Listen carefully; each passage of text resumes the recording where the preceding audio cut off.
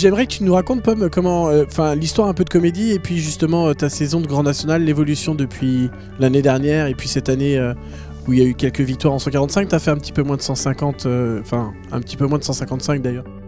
Oui, bah, ça va faire la 4e année que je monte comédie et c'est notre meilleure saison. On a eu notre première victoire en 145 pendant l'étape de Barbast. Comédie est née à la maison, c'est mon père qui l'a fait naître. C'est pas moi qui l'ai débuté, c'est Louis Boina qui l'a monté jusqu'à l'âge de 6 ans. Et je l'ai récupéré après pour évoluer gentiment avec elle de la 130 à aujourd'hui 1,50 m. Cavalla, c'est la mère d'Olympique. Voilà. Olympique, c'est aussi une belle histoire. C'est un cheval que vous avez vendu assez tôt. Oui, c'est un cheval qui est né également à la maison, qu'on a vendu à l'âge de 3 ans, que Marc Dillasser a fait acheter à Monsieur Mars et qui évolue aujourd'hui au haut niveau avec Timothée Ancium, donc c'est un plaisir. Après Comédie et Olympique, il y a Uppercut que voilà. Tu vas monter là dans l'épreuve. Oui, Uppercut, donc, qui est le frère d'Olympique, le propre frère, un fils de Jarnac, qui est un cheval de 7 ans, qui n'a pas la maturité des autres chevaux de 7 ans parce qu'il n'a pas fait les 5 ans ni les 6 ans, mais qui est très prometteur. C'est un cheval qui va sauter de grosses épreuves. Voilà, qu'on n'a pas peur de garder 1 an ou 2 pour l'emmener vers les épreuves qui méritent de sauter. Justement, ça fait 3 produits de la même mère sur un concours, c'est rare, c'est assez rare.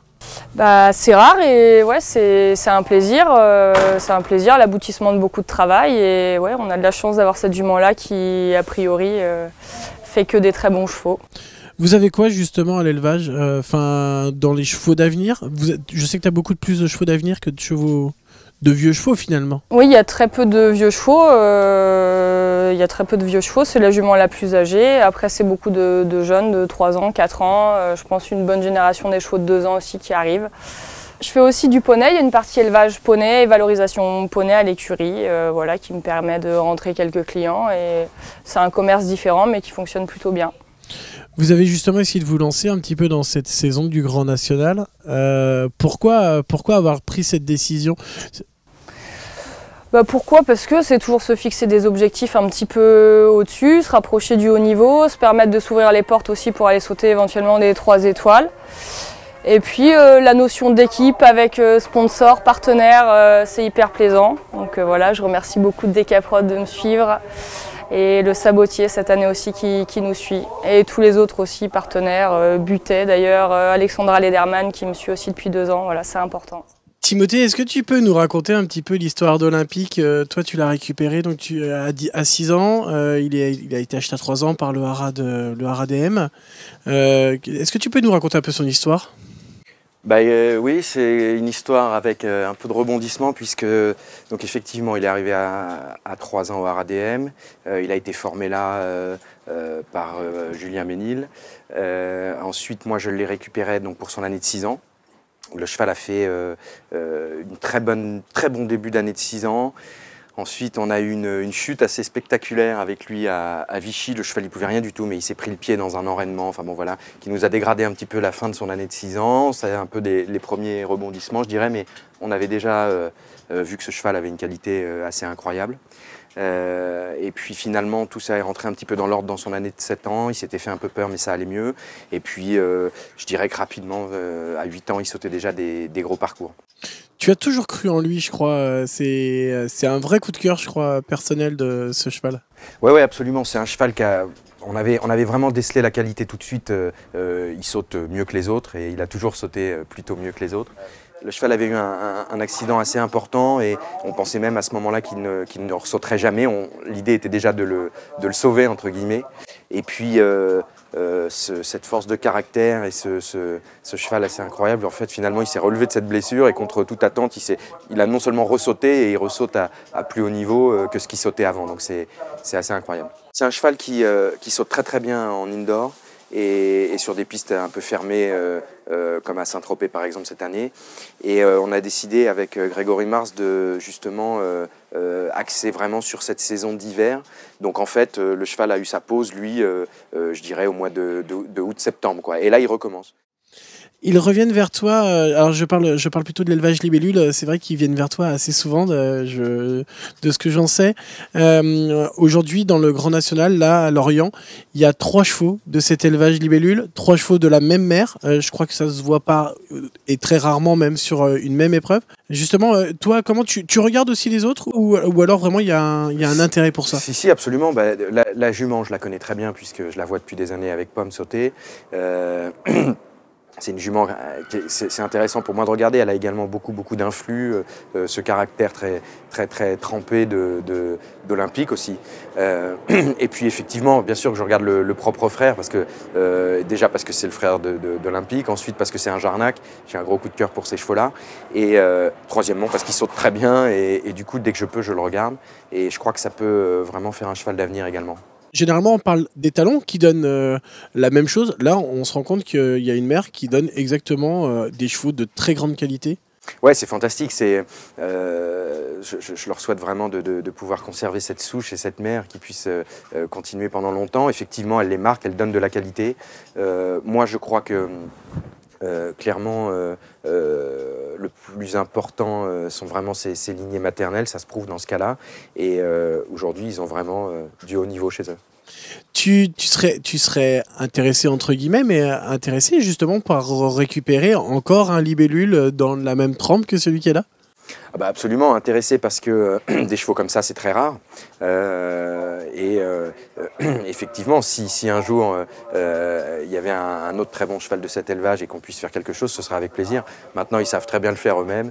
Pomme monte très bien, les formes, donc c'est tout à fait logique que ça se passe comme ça. Mais pourquoi pas un jour, s'il y a un cheval à racheter chez eux, j'y retournerai avec plaisir. Gilles, bonjour. On voulait avoir...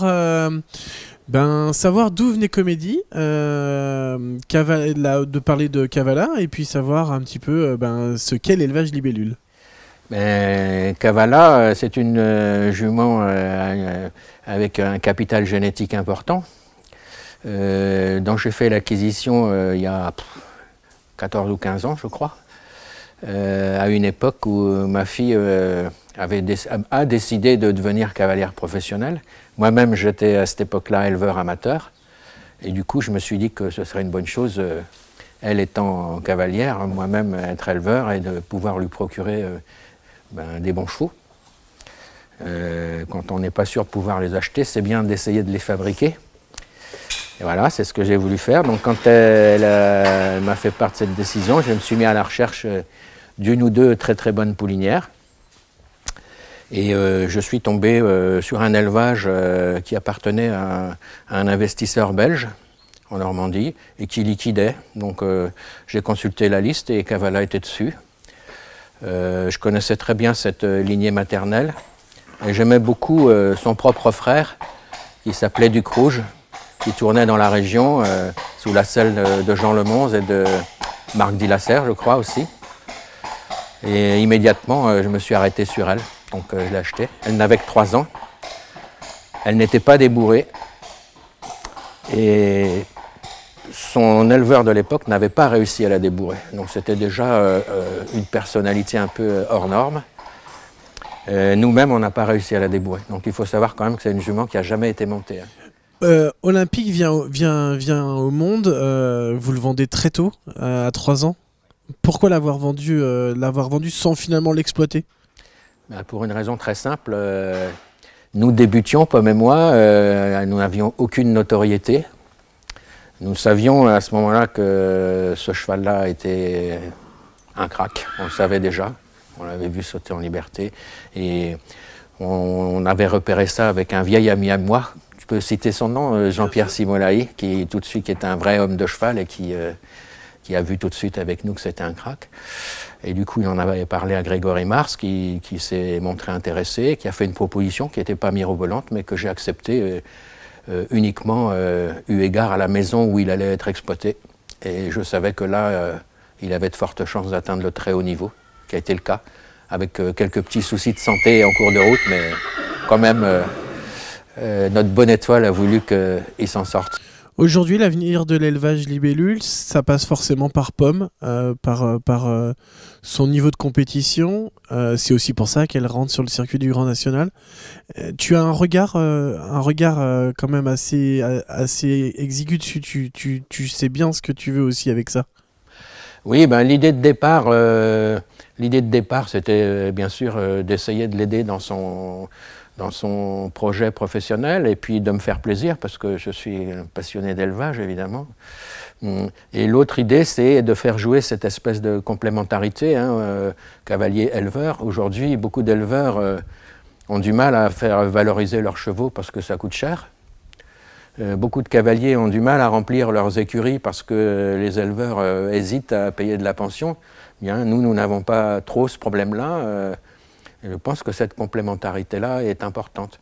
Il n'empêche que l'écurie est aussi ouverte aux autres chevaux. C'est un point que nous voulons aujourd'hui promouvoir, sur lequel nous voulons progresser, à savoir que j'aimerais bien que Pomme puisse valoriser des chevaux extérieurs de manière à diversifier un peu les sources de revenus et puis à proposer une offre un petit peu différente. Il n'y a pas beaucoup de cavalières, de femmes qui montent des jeunes chevaux et qui proposent leurs services. Donc voilà, elle est sur le marché là aussi pour ça. Merci beaucoup Gilles et puis bonne continuation.